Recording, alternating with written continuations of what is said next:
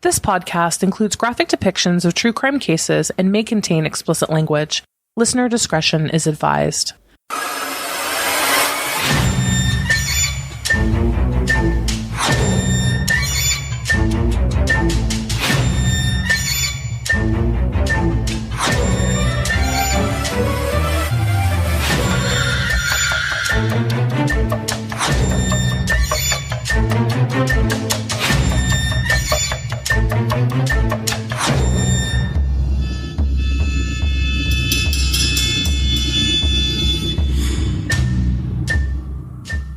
Hello, everyone, and welcome to a new episode of We Saw the Devil. This is Robin. This is Jackie. And as promised, here we are with our introduction to the Lori Vallow case. You have asked. It is, without a doubt, the number one request that we receive. Can you please do like an overview or, kind of an introduction? So we're going to do you one better, and we're going to do almost like an introductory series on this case, starting from the beginning.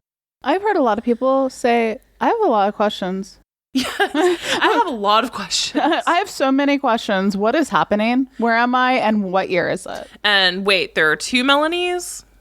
So over the next couple episodes, we will do our best to answer all of your questions. But before we get into that, a couple housekeeping items. Number one, we are officially 19 days, 456 hours, 27,359 minutes away from the end of the world. Do you think someone's going to figure out that we're recording at 4:30 a.m. right now? Just based on the time. Is there an exact time of the end of days? Is it going to happen at midnight, like 12:01 a.m., and it's game over? Maybe it's 12:01 a.m. and 30 seconds. Can someone please contact Chad via his jail toilet portal and inquire? Do you think Oprah's behind the end of the world? What would Oprah do? WWOD. What would Oprah do? But yeah, it's just, when you think this case cannot get more bizarre, it absolutely does. And I don't blame any of you for being confused, especially the new people. Can you imagine being a brand new person, hearing about it, say, when Lori got arrested, Chad got arrested, and come into this? I know a lot of people probably saw that the children were found. Yeah, and then they came in on this. And, we first heard of this case back in, I would say, mid-February. I started seeing articles online, missing kids. And I read them and I was like, okay, well, that's something to, keep our mind on. We were covering the Ylana M case at the time. Yeah. We were still recording Ylana M when you found this. Yeah. I remember what really drew me into this case was seeing Nate Eaton of East Idaho News, and he was in Hawaii, and he was following Chad and Lori. I believe it was at an airport after they arrived from one of the islands. And I remember Chad was wearing, Mr. Potato Head himself was wearing this blue t-shirt and shorts, and he was just looking so pissed and annoyed. And Lori was looking so smug and defiant and just no, and ignoring him. And Nate Eaton was ruthless with his questions. And that's really what drew me in. I was like, this bitch, something's going on with her. There is something nefarious here. Can you explain to the listeners why they call Chad Mr. Potato Head? He just looks like a potato. His head. His head is so weird. It's a little oblong. He is Mr. Potato Head. So before we get into it, just a quick thing, guys. So you can find us again, don't forget, on Facebook and Twitter at We Saw the Devil. You can find us on Instagram at We Saw the Devil Podcast.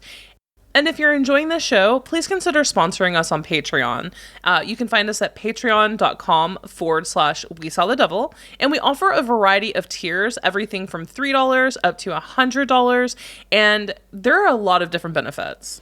We have t-shirts, stickers, shout outs, a private Facebook group for our Patreons, which is amazing. Yes, and a lot of them are coming together and making a book club. Yes, we have a book club coming out, which our very first book will be I'll Be Gone in the Dark. So if you have gotten the East Area Rapist, Golden State Killer, fever and interest recently from the news of him being finally pleading guilty. Yeah, feel free to join us and our book club. But we also have a case of the month. So we pick one case each month, and then we send our patrons postcards from that particular city. And they can guess it, and whoever guesses correctly gets a little prize.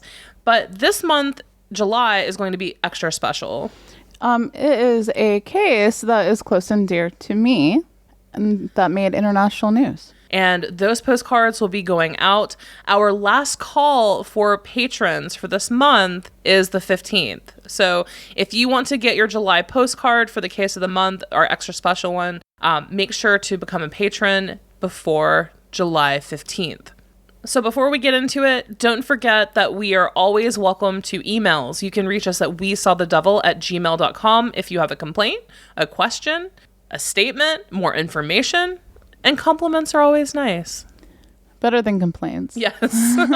Have you ever seen the old school take a complaint and it's actually a grenade on someone's desk with a pen, like pull the pen to file a complaint? Yes. Sometimes I want one. Right? Me too. Let's go ahead and get into it. So here's how it's going to be structured. So here's the structure, guys. This episode is going to be about Lori Vallow all the way up to her marriage to Charles Vallow.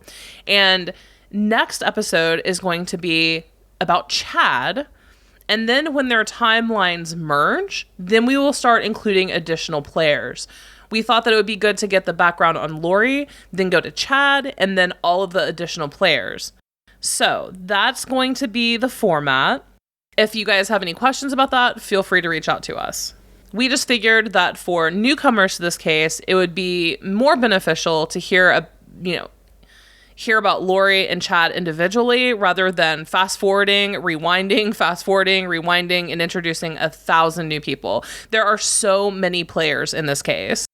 I think it's going to be great to have an overall true scope and perspective on a more individualized level, so then when you come together you can fully understand everything. Mm-hmm. I keep hearing a lot of people being like, I have more questions now.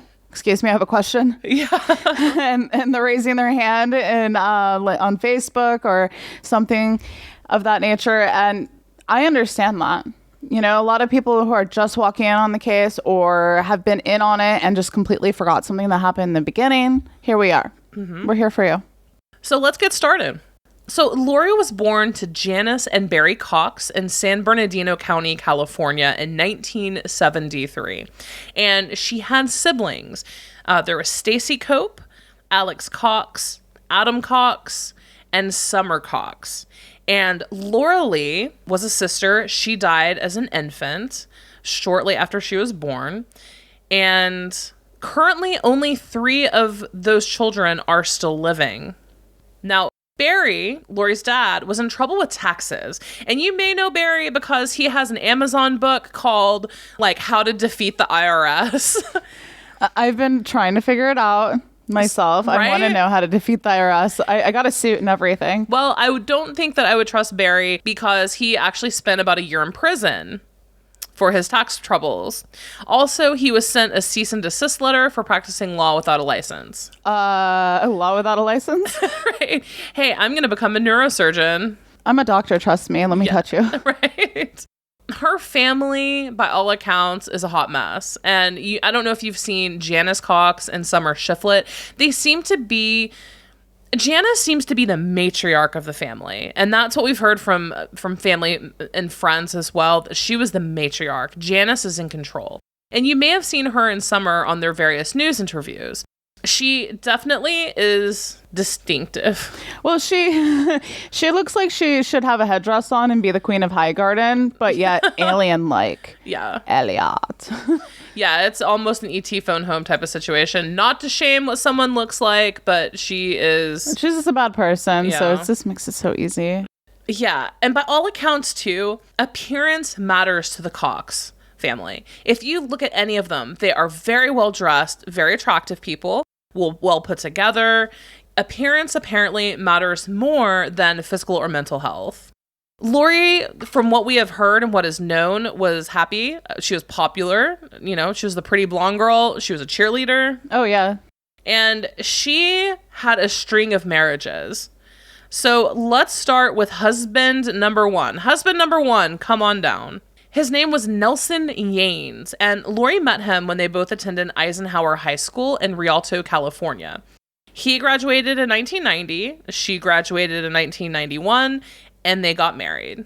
It was annulled pretty quickly. Husband number 2 was William LaGoya, and they got married in October of 1995 in Travis County, Texas. Now, this is Colby's dad, and some of you may know Colby. He has done a lot of press conferences, interviews. He's been on Dr. Phil. He was actually present for Lori's court appearance last week for the upgraded charges as well. He loved JJ, and he was best friends with Tylee. And Colby is Lori's oldest child. Again, William was his dad. They got divorced in 1998. Also worth noting, I want you to put this in your mind for later, William LaGoya actually just got married again in 2016 to a woman named Nancy Schneider. Again, put that in your pocket. Mm-hmm. Also in 1998, another really big event took place. On May 25th, Lori's sister Stacy Cox Cope supposedly died of diabetic shock. Now, Stacy, Lori's sister, married a man named Steve. And by all accounts, they had a very, very back and forth, contentious, and somewhat nasty marriage. There are a lot of sources saying that there was a great deal of mental illness on Stacy's part. And regardless, when Melanie was roughly 5 or 6 years old, Steve left with her in the middle of the night. He took her and he took Melanie to a motel and said, "I'm done." That's crazy. And he divorced Stacy. Now, on May 25th of 1998, Stacy passed away, and she was very, very sick. She suffered from gastroparesis, and it can be caused by either unmanaged diabetes, but also anorexia. And there are many, many, many rumors that Stacy was anorexic. The cause of all of this was complications from anorexia. And don't forget that diabetes and anorexia can be comorbid. What happened there? There are a lot of rumors circulating about Stacy's death. Some people are like, yeah, Alex Cox, her brother, smothered her with a pillow. This family is just beyond effed up. From our understanding from a source close to the family, Stacy went into the hospital very, very sick. Now, she was constantly in and out of the hospital. And the Cox family apparently pretty much knew that this time she was going to die. And they took off to Hawaii. They just decided to go on vacation. Sounds familiar. Yeah, screw our daughter and sister. We're off to Hawaii. And Alex Cox took Stacy's credit cards and debit cards and maxed them out while they were on their vacation in Hawaii. The only 2 people in that hospital were Stacy's ex-husband, Steve, and then Stacy's 6-year-old daughter, Melanie. And you may recall Melanie. This is Melanie as in Melanie Boudreau and then now Melanie Pulowski. So Stacy unfortunately passed away. And so it was just Melanie and her dad. Now, her dad would not let her have any contact with the Cox side of the family at all. As I said, the divorce was super nasty and contentious. He forbade Melanie from contacting that side. So when Melanie was 16, she got online and she sought out her mom's side of the family. And this is when she connected with Janice, Summer, Lori, Alex. I believe she found Adam first and then got to know the family. And keep all of this in the back of your head. 1998, Melanie got in touch with the Cox side of the family and, basically made her way to Lori, her aunt. Alrighty, so back to Lori. So Lori's third husband was a man by the name of Joseph Ryan. And his sister is Annie Cushing. You may see Annie Cushing on everything. She has, for those of you just now listening who don't know, she has an absolutely incredible blog with timeline of events where she goes through basically everything that has transpired. Please check that out as well. But you may have seen her on Dr. Phil and all of her other various interviews as well. Now, Lori and Joseph were madly in love, and this is according to pretty much everyone. Apparently, Joseph was a really big playboy and had no intentions of settling down, no intentions of having a child, but he met Lori and apparently everything changed. He also legally adopted Colby, Lori's son, from her previous marriage, and they ended up having Tylee. Lori and Joseph ended up divorcing in 2004 after just 4 years of marriage. Now, at this point, Tylee is just 18 months old. So we have Tylee now, and she's just a wee babe.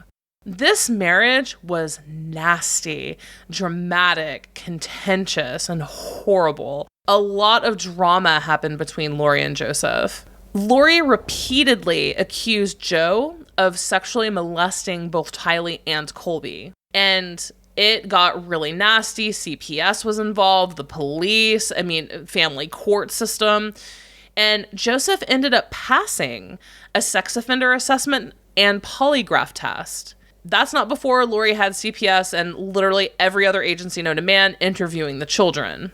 If you recall, in some interviews with the kids that have been posted, the officials noted that they seemed to have been coached by Lori into saying that they were abused. And Lori at this time was actually also ordered to undergo a psychological evaluation because she told a social worker that, quote, death would be an option before giving Tylee back to her father, Mr. Joseph Ryan, even for a visit.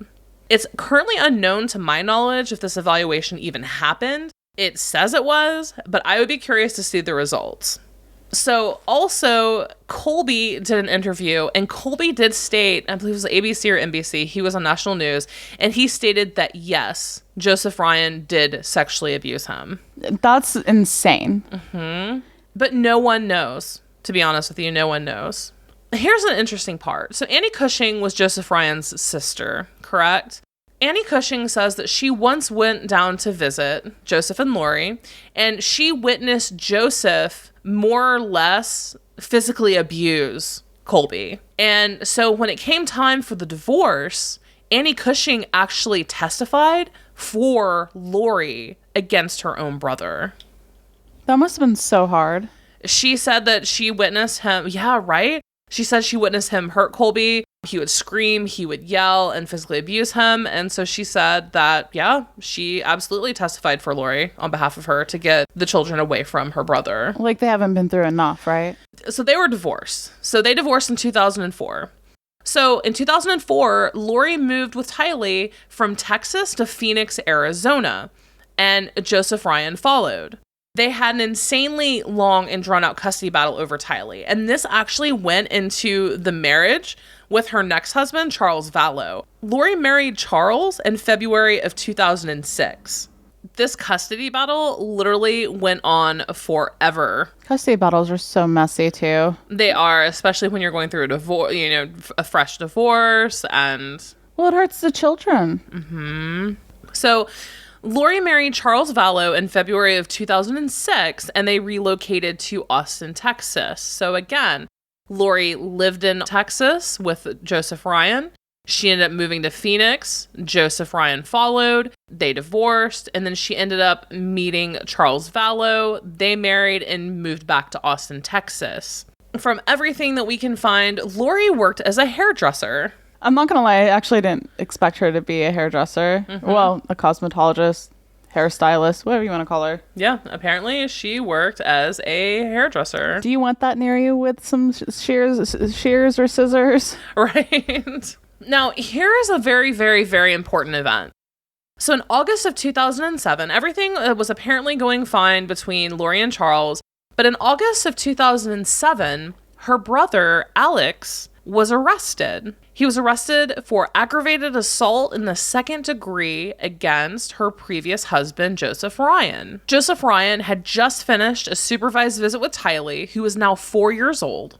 And apparently, Alex Cox ambushed him in a parking lot. He threatened to kill him and then used a stun gun to shock him in the crotch. Oh, man. And Joseph Ryan fell, sprained his wrist, and hurt his back. And it's been said by multiple people that Alex Cox actually tried to load him into the trunk of his car. Where are they going to go? Alex was probably going to kill him. Yeah, it was supposedly said that he tried to drag Joseph Ryan into the trunk of his car, but wasn't able to lift him. So Alex had to spend 90 days in jail and also was ordered to pay $5,000 to Joseph Ryan. And during this time, this is an interesting tidbit. Someone actually came out in the Christmas Misery group and posted it.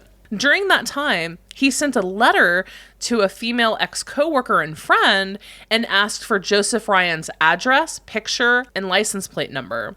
He said that he had friends in jail that wanted to go, quote, hang out with him. She laughed it off and thankfully did not send that information to Alex. Oh, man. Because as we know, that would not have been a good life choice.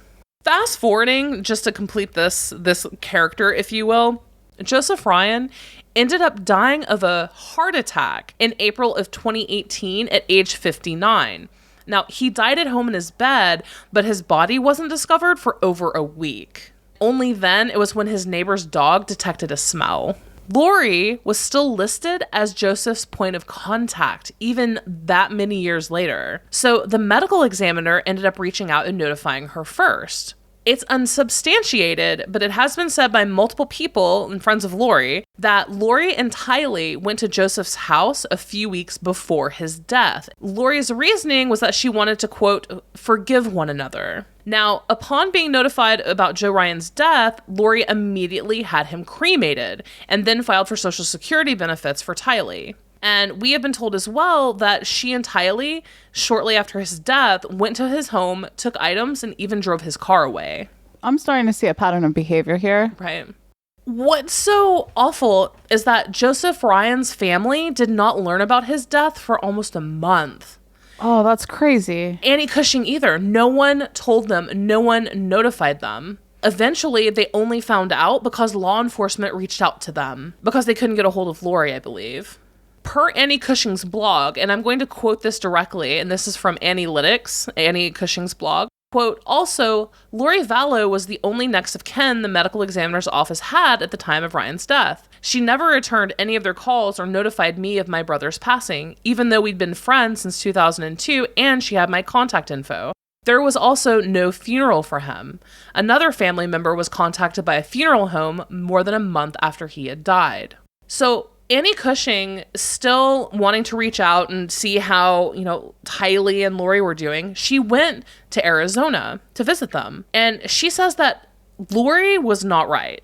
She said that Lori would repeatedly say things like, quote, the world is a better place without Joe Ryan. And she actually actively discouraged Tylee from mourning the death of her father. And I've seen, other people too discuss this and say that Tylee would be like, Mom, stop. And Lori would be like, well, the world's better off now. He touched you. He did terrible things to you. And Tylee and Lori would constantly butt heads. And I mean, that's abuse. Yeah, I mean, they've gone through how many custody battles and abuse. It's so sad. Yeah, no, it's wrong is what it is. This is also the first time it's noted that Lori was obsessed with the end of times. And Annie says that there was one time in particular that she was talking about it and Lori was talking about it. And Lori said, quote, sometimes I think it would just be better to put my kids in a car and go off the side of a cliff. Which, side note, we live in Oregon. And those two moms. Oh, that's all I can think of. Yeah, every time I think I'm like going over a cliff, I'm not even Thelma and Louise anymore. It's the two moms killing all of their kids. It's terrible. No, it's horrible. Yeah. But again, Joseph Ryan was cremated with no autopsy. They did save parts of his liver, muscle, and also some blood. Now, the last that I heard a few months ago, law enforcement, per Annie Cushing at least, law enforcement was not reinvestigating his death. So I don't know if I'm honest to God, at this point in this investigation, with how many people have ended up dead, they have to have. There's a pattern here and you follow the pattern. There's no coincidence. There's absolutely no coincidence. And I just can't fathom that law enforcement, FBI, whatever, is not picking up his death. However, per Annie Cushing, they have not. That ties off Joseph Ryan's piece in the story. So now let's go back to 2006. Again, February of 2006, Lori just married Charles, her fourth husband. They went to Las Vegas, Nevada. They had a quickie wedding, and they are now together, moved to Austin, Texas. So we are going to stop right here with this. I realize it's very, very short and abbreviated. The reason that is twofold. Number one, this is just some background information for Lori up to Charles. Her marriage to Charles, the death of Charles, is really where this case gets started. So we're going to, next episode, pick up with Chad Daybell, Melanie Gibb, and how all of these players now come together. So again, I realize that this episode was basic information. Things are really going to start rolling on the next one. Oh, absolutely. And I think this is a really great precursor because a lot more information is going to keep coming out in waves on the current active case of this. So we're going to have we're going to keep up with the active Lori Vallow information that keeps coming out as we're doing the rewind. Yeah. So for those of you who are unsure of, wait, what is this? What does this person have to do with this? Well, hopefully this answers some of your questions. Yes. And like I said in the beginning, this is going to be a multi-part series. This is Lori's background. Next is Charles Vallow, his death, the beginning of Lori meeting Chad, and then we are going to continue through the case and also spotlight people who we don't hear much about, say Zulema. Yeah, what do we know about her? I'm excited to hear. Yeah, Jason Mao, Zulema, Ian Pulowski, and other additional players. So we're just taking it step by step, guys. Oh, we're gonna go in depth too, especially Jason Mao. I've heard some of you ask, hey, how come you haven't really gone in depth about Jason Mao? I want to hear more. Well, we're doing it. We are. Thank you for joining. Until next crime.